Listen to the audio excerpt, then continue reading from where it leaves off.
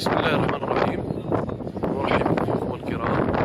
هنا اليوم البطولة الإقليمية للألعاب برازيل ألعاب القوى، وستبدأها البطولة الجهوية إن شاء الله يوم 30 مارس.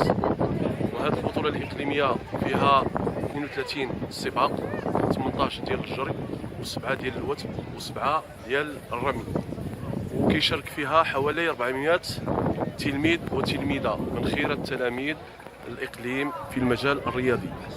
كذلك كيشارك فيها 51 حكم، ثم 28 اللي كيعملوا على تنظيم هذه المسابقة.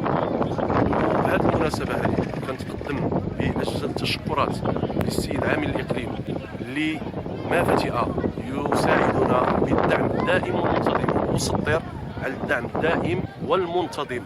كذلك الشركاء ديالنا المجلس الحضري لبلدية بن قرير والمكتب الشريف للفوسفات.